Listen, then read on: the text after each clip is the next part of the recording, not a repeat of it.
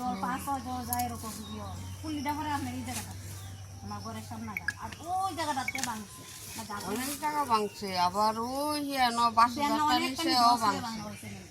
আর বিশেষ করে আমরা ইটা দেওয়ার পরে একটু ক্ষতিটা বেশি হয়েছে সাপ্লাই ট্যাঙ্কিটা করার পরে বোল্টার টোল্টার আসলো সবকিছু এটা ধুয়ে লয়ে গেছে ওইদিকে কি বোল্ডার আসলো আগে? বোল্ডার আসছিল নিচে বোল্ডার উপরে বোল্ডার কাঠের হানা আছিল কাঠের পাল্লা দিয়ে হানা আছিল এমন গাঁথনি আছিল গাঁট আছিল তো আমরা আগে কাজ টাজ করতাম ইটাও আসছিল ওই জলের গুটিটা তো এদিক দিয়ে আসে তারপর ওই গেছে বছর তো যে বন্যা হয়েছে আমি তো ভাবছি আমার ঘরই শেষ আমি রেন টেন করে ঘর তুলছি অন্য রেন দেওয়া হয়েছে না 1-2 লাখ টাকা রেন করছি করে ঘরটা তুলছি।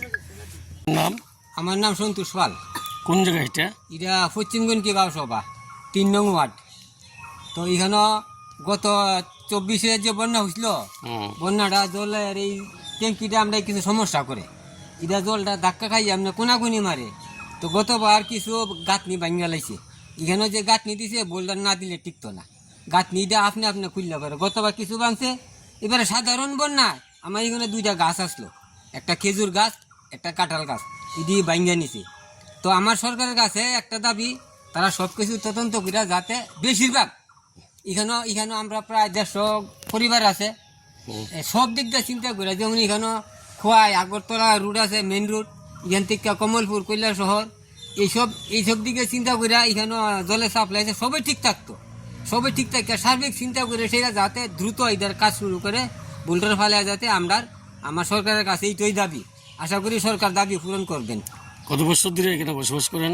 আমি তো আমার জন্মের আগের থেকে আমার তো এখানে 66 বছর চলে আমার জন্মের আগের এখানে আমরা বাড়ি আর ওই দিকে আসলো নদীর দিকে তো বাইঙ্গা হইবার কিছু চলে গেছে আস্তে আস্তে আমি আগাইতেছি ওই দেখেন না আমার ঘর সাইডে আমার যাইতে হয়েছে আমার পুরান ঘরটা দেখেন। আপনারা এখানে কত পরিবার বসবাস করেন? 150 পরিবার।